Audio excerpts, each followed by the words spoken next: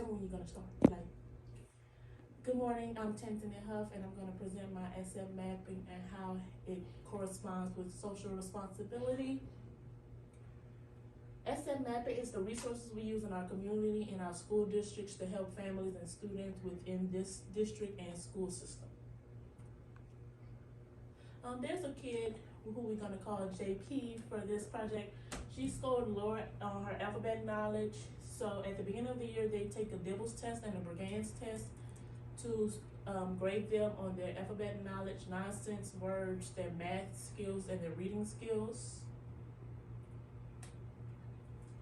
And she scored below benchmark on both tests, but that's just to see where they are at the beginning of the year. It's not to like determine where they are at that very moment or like put them in another category. It's just a test that they use to find out if they're needing extra resources to help them throughout the school year. And for this specific child, we use reading intervention and tutoring. And tutoring takes place after school, and reading intervention is during school, and they get pulled out a couple times during the week. But for this project, we're gonna focus on tutoring because I work with this specific child at tutoring, and I'm working with her more one-on-one, so I can feel like I can work with her exactly where we are in the classroom without the extra classmates that doesn't need the tutoring.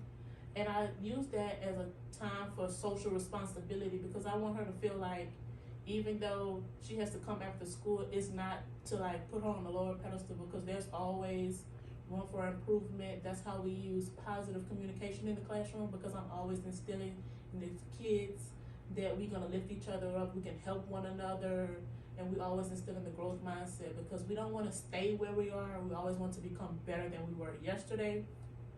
So after school, I'm always working with her for about an hour, hour and a half on math and reading, just to instill with her and work one-on-one with her because even though I have like 25 kids in the classroom, there's more time one-on-one and in small groups after school to make sure she understands the concept.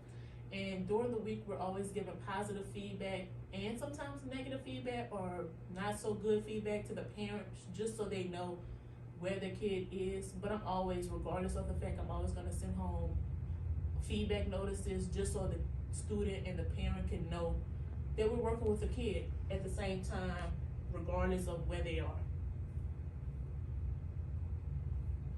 And in closing, we've recently reached out to the public library in the district, and they have study rooms that JP's mom says she rents out every so often, just to give her some one-on-one time to focus by herself because she does have siblings at home, so her mom is using the resources outside of the district so she can have quiet time outside of tutoring to work on homework, to study for a test. And we recently just wanted to see where she was after doing a month and a half of reading intervention and tutoring, and she's grown tremendously.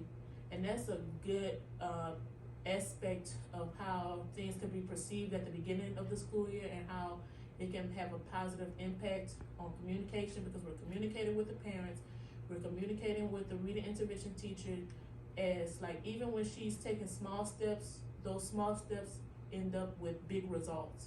So we really want to make sure there's always a positive perception with the kids and the parents because we're doing everything we can to help her, and that's my project.